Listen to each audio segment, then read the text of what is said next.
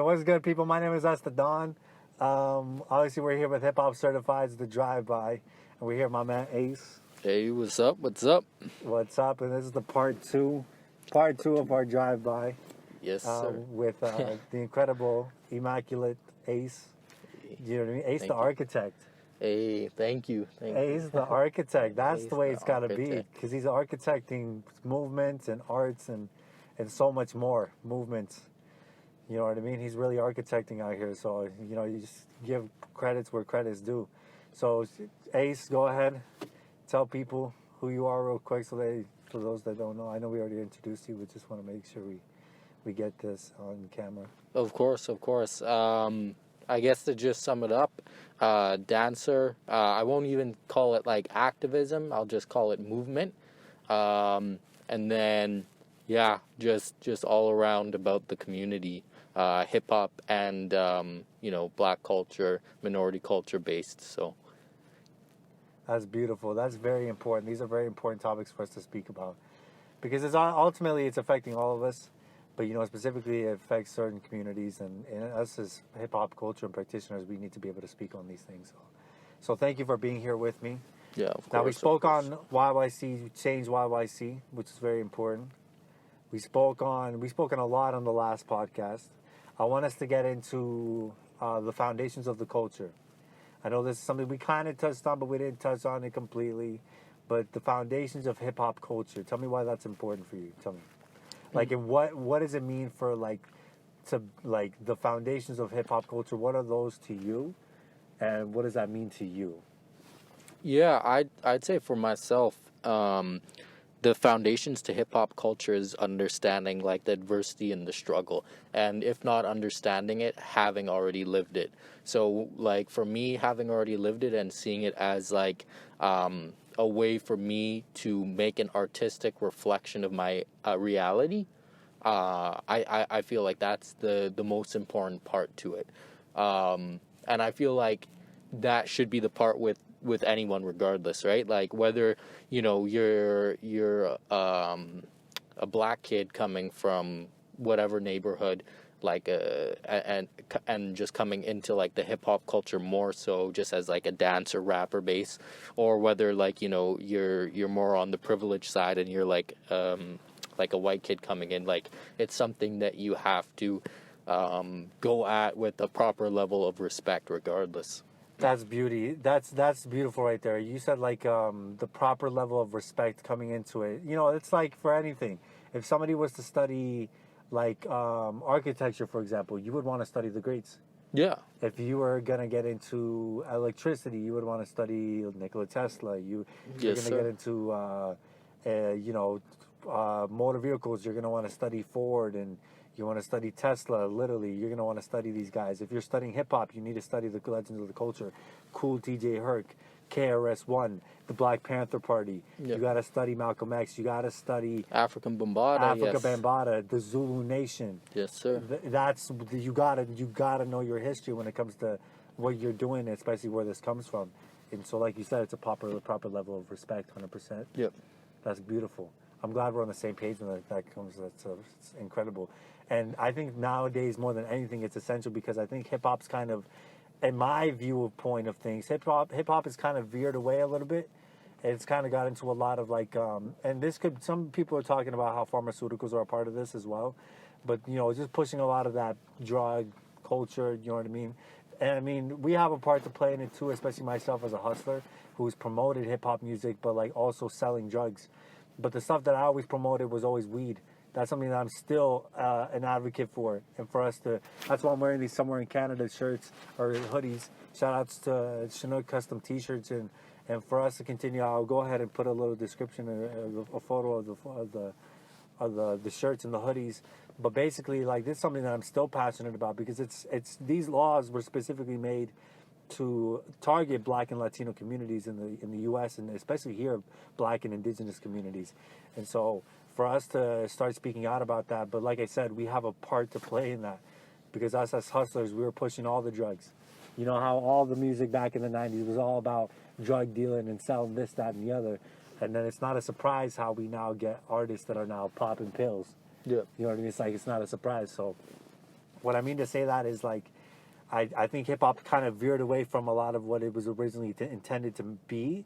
But that's why when you come along and we come along, people who are part of the culture, who know the foundations of the culture, it's very important for us to bring back the principles of the culture, which is peace, love, unity, safely having fun. Through breaking, MCing, DJing, beatboxing, graffiti writing, street fashion, street language, street knowledge, and street entrepreneurialism. You know what I mean? That's from what I learned from KRS-One. Shout out to KRS-One, Africa, Bambaataa, Zulu Nation. So thank you for speaking on that. So tell me, like, yeah, I know we spoke on this a little bit earlier as well last time on the last podcast, but you said train of thought racism. What does that mean to you? And how do you improve train of thought racism? I'd say like train of thought racism, like what it sort of means to me is more so when you have like individuals where it's their racial beliefs are pushed without having any sound science behind it, or without having like an actual understanding of culture. And you'll see even this, because we're making this like a little bit more like about like the hip hop culture base. So especially when you have stuff in the scene where you can have people that are in a hip hop studio, you can have like, for example, you can have like white kids that are in a hip hop studio taking classes, doing this, doing that.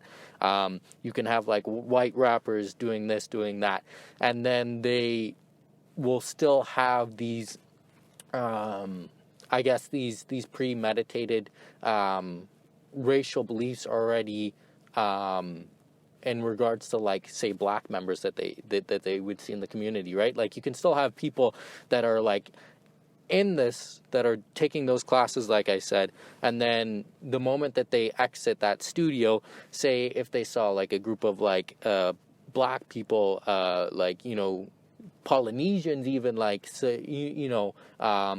Orientals, so on and so forth, and they saw them coming towards them, like, you know, there would still be like that, oh shit, like and they could have those preconceptions of, oh yeah, like this might happen to me, that might happen to me.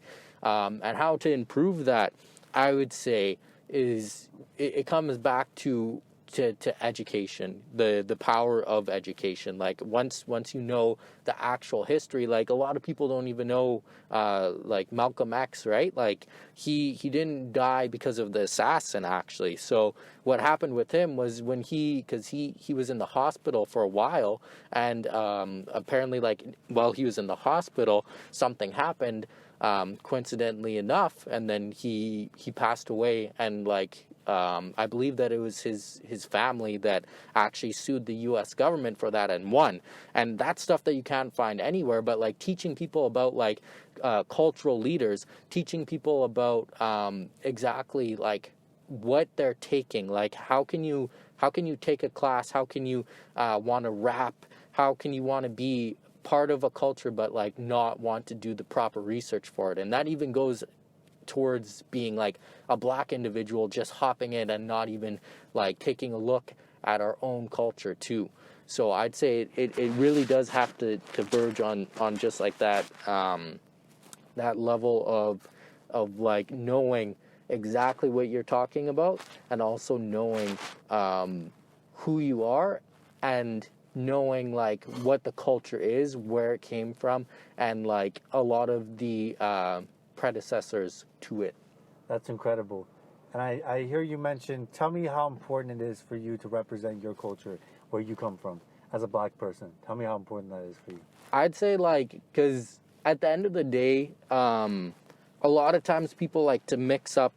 I'm gonna have to bring, elaborate a little bit more on this, but for me, it's really important because I want to change a lot of the ideologies that people have of black people, especially within the hip hop scene, because the hip hop scene is basically, it's become constructed so that it's self-destructive for black people, for Latinos, for so on and so forth, that sort of helped create it. It originated as like a means to talk about serious issues within the community, talk about like what happened, how our people got to that level. Now it's more degrading. It's more, oh yeah, like let's talk bad about our women.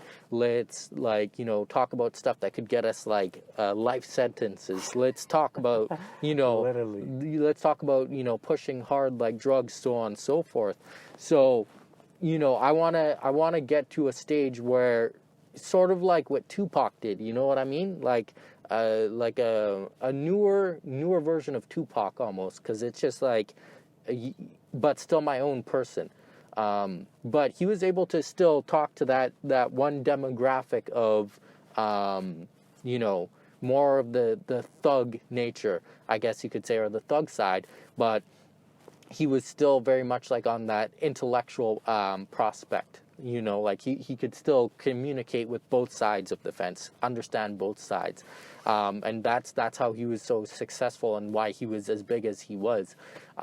So I'd say like that's why it's important and what I'm like aiming towards with that.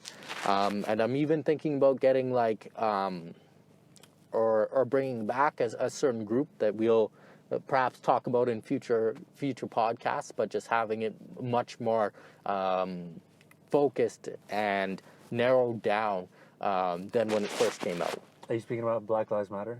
No, more so the Black Panthers. Wow. Yeah. Really? Yeah. That's incredible. Yeah.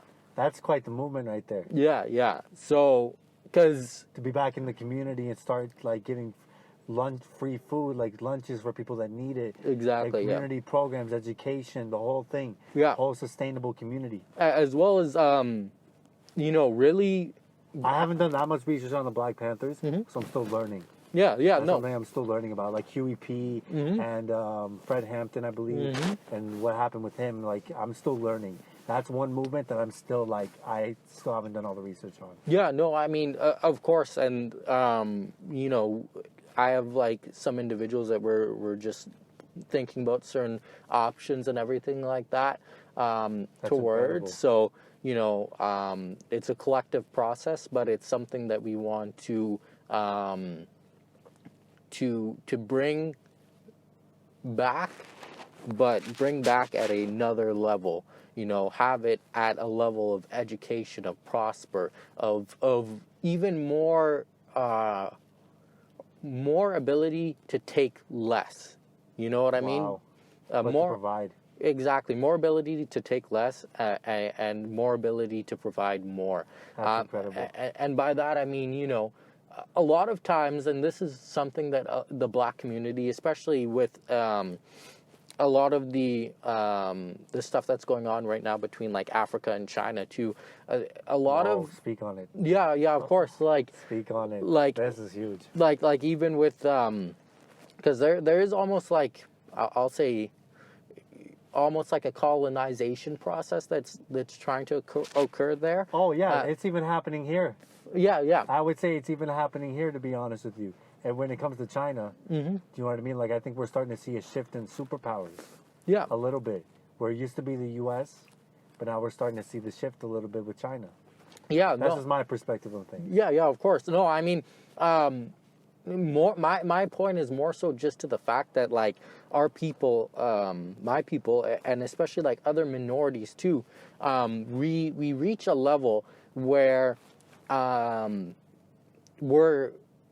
we're too complacent. We believe that if we just have more, say, like religious belief, more prayers, so on and so forth, that we will, we'll get out of certain situations, right? That was one of the train of thoughts, even with slavery. Like, you would almost like you believe in a God that they gave you, that they say that God was the reason why you're enslaved, right? I get it. I understand. Exactly. So it's just like, just having that ability to, know where a line is, because, I'd say especially within the Black community, there is it's hard for the entire Black community to accept a line, and so much of the community is is just dedicated to, just living just like at that borderline where it's just like, oh, I don't want to say like too much. I don't want this to happen, that to happen, so on and so forth.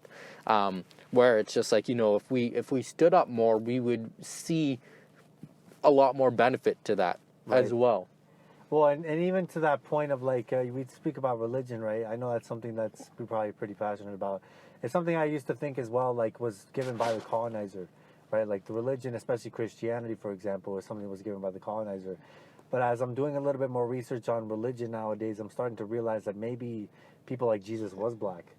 Maybe that guy was black, and maybe he was actually speaking out against the government, the same way that maybe our revolutionaries do today, and he was crucified. Do you know what I mean? And then obviously they turned him white, and then it became this thing where it was like used to enslave people. But the original idea was actually like a very revolutionary idea. So I would even encourage you, and this is just my opinion, this is just from the brief research that I've done, is to even look at that as like a waste, because I think there's a long history, and I could be wrong, but there was a long history of like churches in the U.S., specifically in the South, that come together and they speak about these very revolutionary ideas.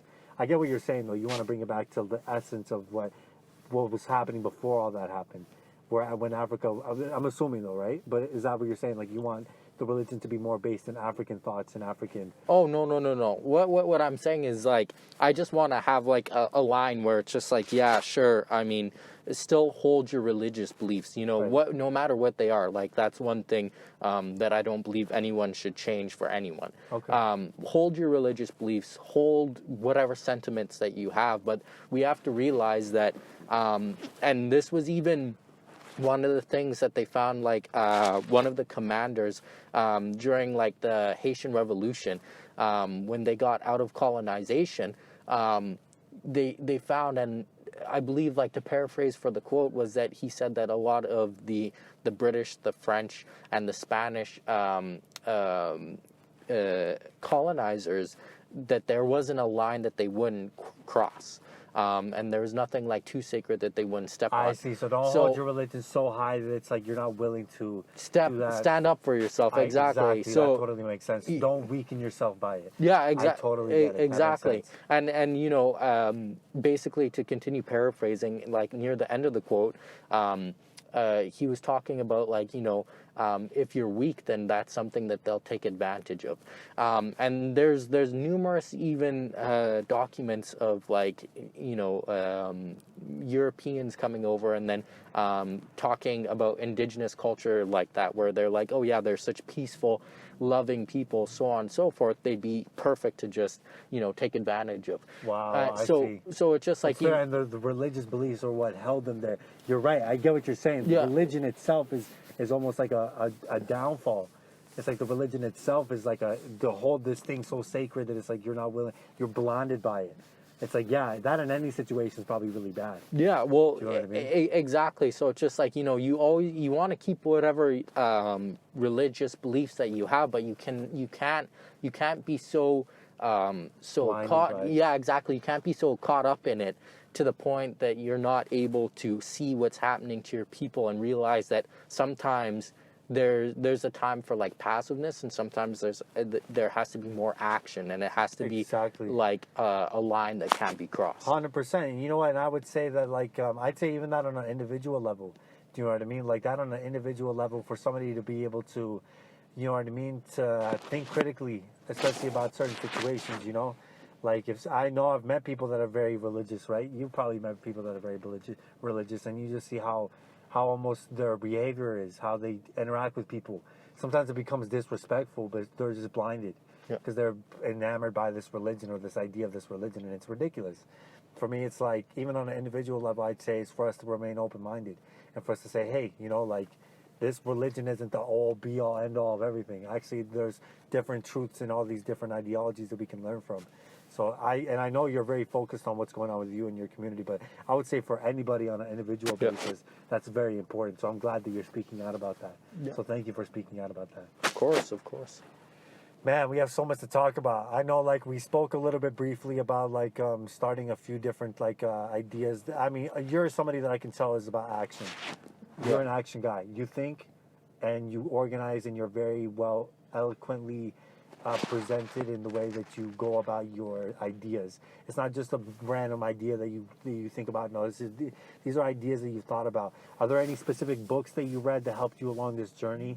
Are there books that you read? Are there any articles, any mentors that you had that helped you along this journey, like help you get to the point where you're at today? I definitely say that it's a very Brobdingnagian cast of them, if anything.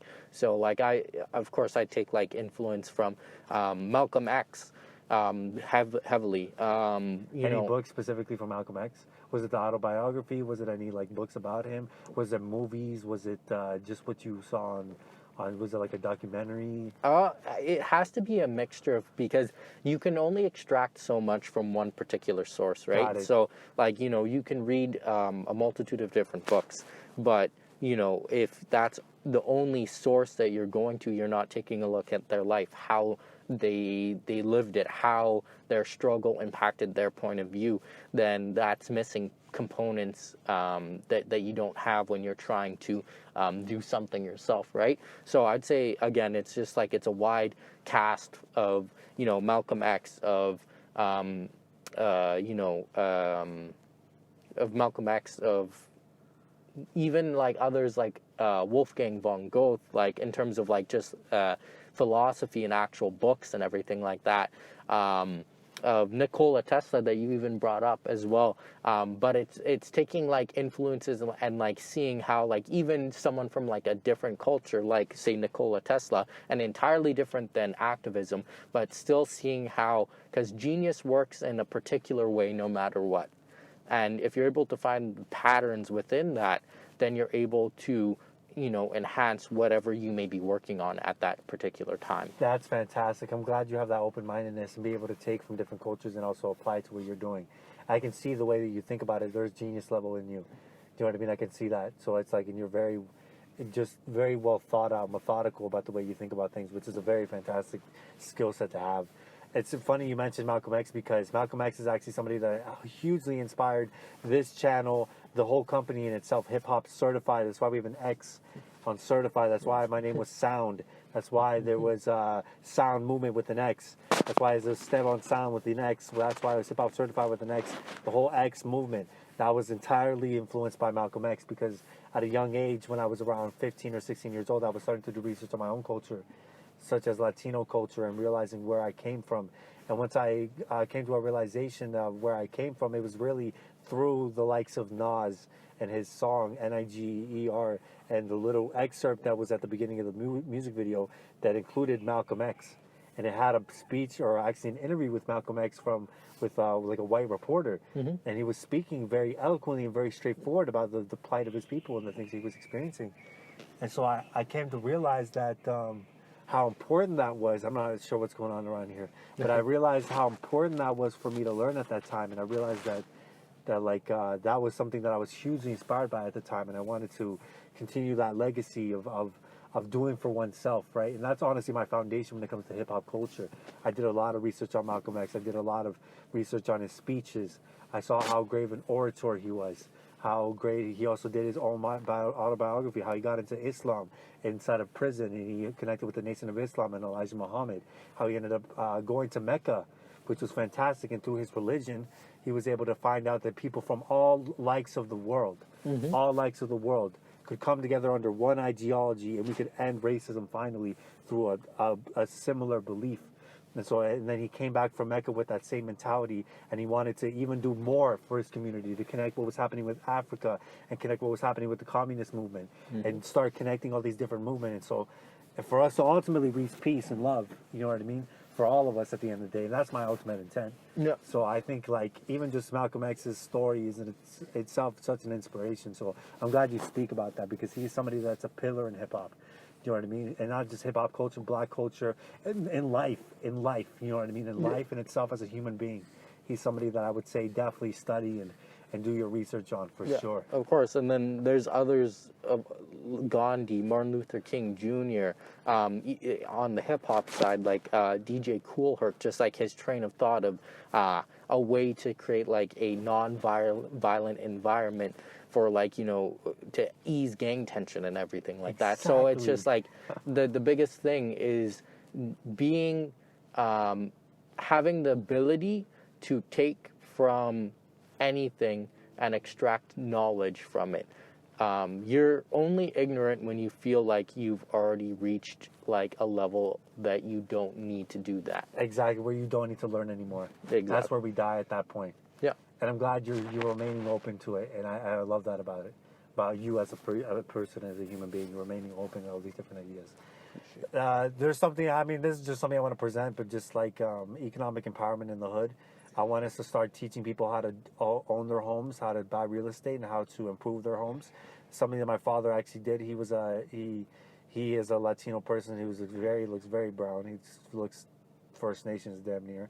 My father, a beautiful father, he ended up leaving my life at a young age, but we started connecting, and he actually built homes, $1 million homes in the U.S. And he hired specifically like only basically Latino people. Yeah. You know what I mean? And it was just because he could relate to them more, and they were willing to do the work for cheaper. But it was just a reality that we lived in. But that's how my father, he had his own companies where he would build these homes, and I want us to be able to do that, and specifically in these communities that are that need renovation. You can see the houses. We were speaking on that earlier. You could go down to the Forest Lawn and you could see the houses there versus the houses in the South, and you could see the level of sophistication and even the level of improvement that's needed for the houses in the Northeast versus what's happening in the South.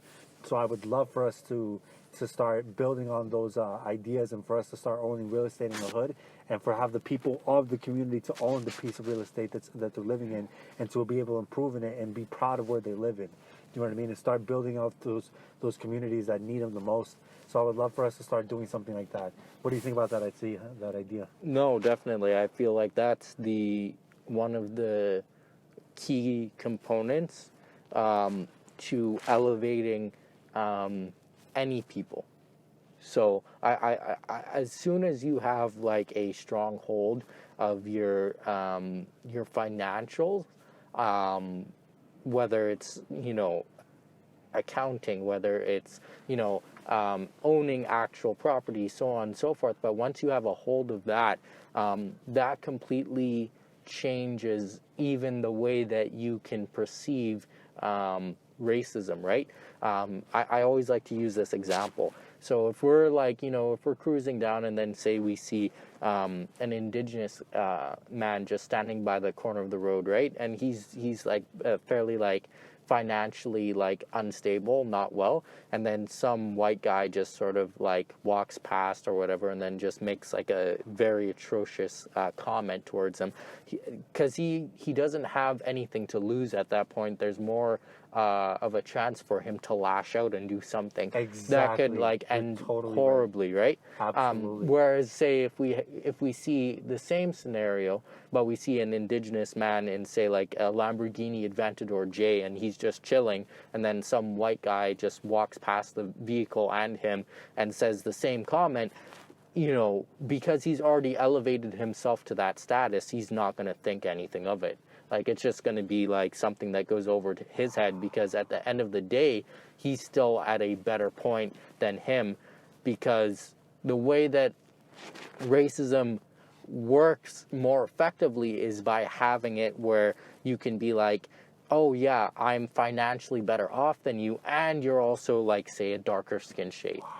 So it's like classism and racism at the same time. Exactly, and that's wow. That's what's been like that's sort of like insight. Yeah, that's what's sort of been like put into like a melding pot or like a hot pot with our current society, and that's how like a lot of times like especially like white people will operate with that like level of racism, right? And there's even obscure instances where, say, like they'll do something to, say, like a black person, and then the black individual will like lash out, you know, say physically like hurts the white individual, and then the narrative gets flipped into, you know, we're angry, we're this, we're that, so on and so forth. Exactly. But they're completely ignoring the fact of, like, you know, who was the actual aggressor at that moment, who Exactly. initiated the aggression.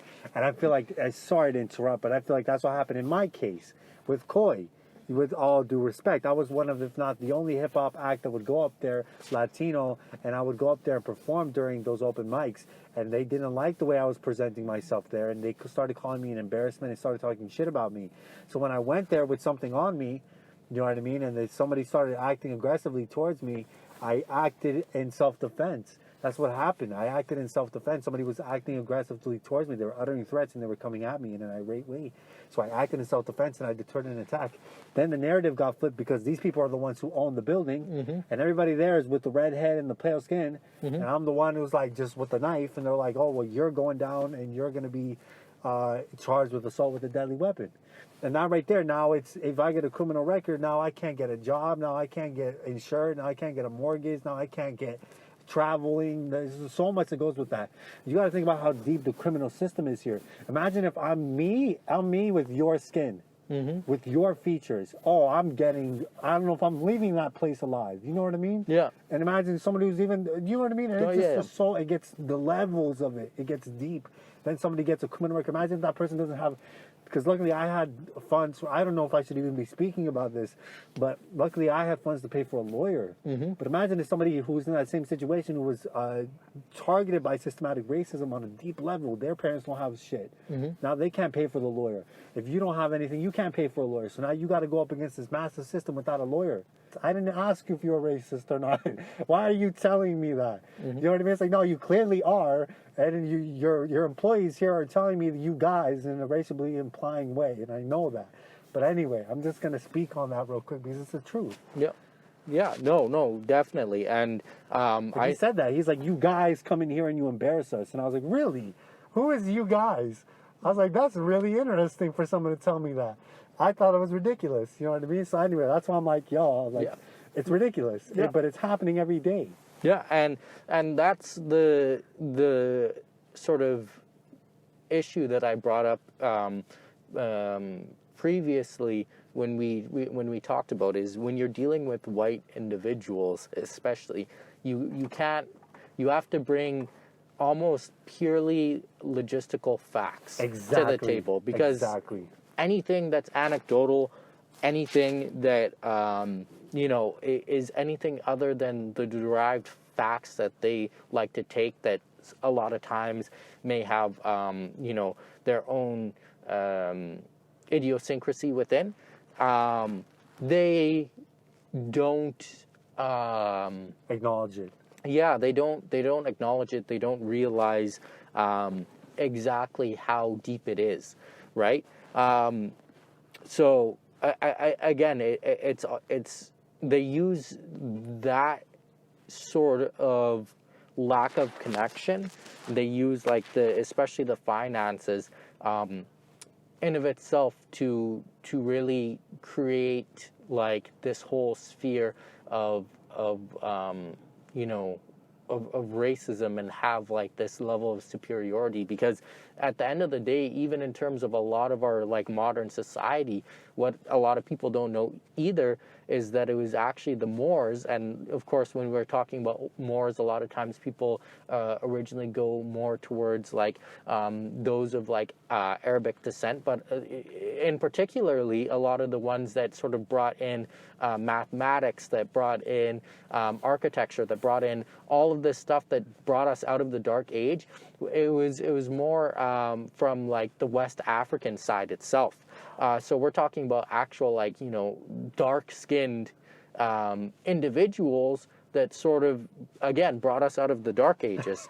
So, and It's then funny how that works, right? and then it's hilarious because, like, you know, that's one of the things that a lot of Caucasians, that whites in particular, are really proud of, is, like, you know, their technological innovation, you know, how much they've done here, there, so on and so forth, without them ever, like, realizing, okay, where was the starting point? You know, what actually brought us out of, like, the dark ages? What sort of, like, gave you the science? You know, why don't you find it funny that in terms of our numerals that it's Arabic? Yeah, you know what I mean. So there's a multitude of layers that goes into it that we're starting to uncover these days, but it's all such a gradual process in order to reach that final product, and more people are finding out exactly how much they hid as well. So, you know, being able to bring that to light, especially within the realm of, like, hip hop, because it's so universal, and bring it to light with your own activism, with your own again, I won't say activism, I'll say with your own missions, with your own, like, criteria that you have. The more that you do that, the more that, like, eyes are going to start to open with it, right? And the more that people are hopefully going to be regaining sense of self-love, because that's really diminished, especially on, like, a minority level, is a sense of, you know, self-love of, oh, you know, I'm aesthetically beautiful, I'm you know, I'm as intelligent as this, you know, white individual, where, you know, so many times that's degraded within, especially a colored person's mind, especially when they are not from, say, like, Africa, when they're not from Colombia, when they're not from, like, a lot of places where they'll actually have more hands-on experience learning about, like, you know, actual cultural leaders there. You know, when you come here, Canada, to the U.S., it's absolutely atrocious in terms of, like, what you learn about your people. So, Well, thank you for sharing that with us. That's incredible. And I totally agree with you in terms of bringing that self-love back to the community, back to the communities that need them the most. You know what I mean? We need that. We need that sense of self-love on a deep level. You know what I mean? And I feel like you are doing that with your creations, with your work, with your activism, with your words, with this interview in itself. We're doing that. And I think we're starting to put forth that positive message out in the community. So that's very important. Thank you for so much for being here. I know that I mean, we could talk for days. yeah. You know, we can literally talk for days, because this is so deep, and this is where it starts. At the end of the day, this is where it starts. This is where these conversations start, and this is where the activism starts. Is in these conversations, is in not only the conversation, but the planning, the connections, the organization, the education. Do you know what I mean? And starting doing the nods and those lights turning on and saying, whoa, here's a problem that I didn't even realize was a thing. Like, you breaking down the whole classism and racism together, how that it works in conjunction is amazing. Mm-hmm. That right there is incredible, because that is the definition of what's happening on a daily basis. And so we need to break that down. And thank you so much for breaking that down for me in a way that's now very clear for me to understand. Yeah. You know what I mean? And that's why I'm so big on economic empowerment. It's been something I've been speaking on since the beginning of my music. You know what I mean? I said, I'd rather buy or rent it out than mortgage free, man. You know what I mean? Like, I said that since Right or Wrongs. I said that since Clocked Out. I talked, the whole EP is about bossing up. You know what I mean? Mm-hmm. The whole Clocked Out EP, The Immaculate Hustle. Do you know what I mean? Old Soul, even On My Line, The Money on My Line, economic empowerment for us to start empowering ourselves, because it was, and I'm realizing that I'm actually reaching the communities that I wanted to reach, which is like some of the indigenous communities, like some of the people. I'm like, that's the most beautiful thing right there. When I have somebody who's First Nations, because I have First Nation roots, and I'm reaching them, and they're like, yo, we like this music, you know what I mean? And we're actually being empowered by this. Mm-hmm. We're making moves because of this. When my brother tells me that, when my sister, when I see her starting her business, mm-hmm. It's a beautiful thing. So when you see that really have an impact on people, it's the most beautiful thing in the world. Exactly. And that's why it's so important. Thank you. That's why it's so important for me to be a messenger through my music, but also to do that through my businesses, through Hip Hop Certified, through however we can to get that message out. Because at the end of the day, although we may be from different places or whatever, we have the same intention. We want us to Exactly. be free. We want us to bring it back to love, to peace. So we're back and fortified, and we're all in unity, but we're actually like literally like living how we're supposed to be living, and no one's above the other person. You know what I mean? We have the same intentions, and so I'm so glad that we're able to come together in these situations and speak on these sort of topics. So thank you so much for coming through. Of course, of course. There's so much that I want to speak on, but it doesn't. It's not even relevant at this point. We There need you to go. speak on what's real and what's important, and we could keep going on this. I would love for to have you back. Yeah, of course. No, we definitely gotta run it up soon, especially once we get a lot of our initiatives more underway or finalized. I feel like Exactly. that would be like a good point to sort of Yes. do like a full circle and talk about like the action taken and actually having it right there in front of you, right? It's one thing to concoct something in your mind. It's a different thing to manifest it into like either the tangible or something that you can actually see, that you like you're able to observe working. Absolutely. Well, that's fantastic. Well, let's get to work. Let's make things happen. Let's connect. Of Let's course. stay connected. 100%. Yes, Thank you sir. so much. And this has been Hip Hop Certified, the drive by. Right now we're just in the park by, but we'll get it back to the drive by as soon as we get some more light and some sun out here. But thank you so much, Ace, for coming through. This is incredible. And yeah, make sure you check him out on where do you want people to check out? What do you want people to start following? Tell them everything, plug everything. Yeah, of course. Check us out on Change YYC on IG. Same thing on Facebook. There's going to be more groups that will be coming out. But if you follow us there, then you'll at least be able to know the links to those groups. Whether it be on Instagram, Facebook, Twitter, so on and so forth. If you want to follow me up too, it's Ace D Architect. If you want to throw up a little link, just right there. I'll throw it right there. Yeah, I'll throw there it we up go. And then yeah, that'd be appreciated. Much love. 100%. And if you want to follow me, it's at Estadon on Instagram, and then you can follow us at Hip Hop Certified. Make sure you subscribe to the YouTube channel. Make sure you follow us on Instagram. Make sure that you, make sure you follow everything, and just follow us on Instagram, follow us on Twitter, and we'll keep you connected. And this has been amazing. Thank you so much, Ace. We got to get some work done. Yes, sir. We got to do. get some work done. So it's a lot. It's a tall order, but I'm confident we'll get it done. Do you know what I mean? So let's move forward towards that peace and love and unity, safely having fun, and for all of us to be free. Do you feel that? I do. Okay, let's do it. Oh yeah. 100%. All right, much love. Peace. Okay.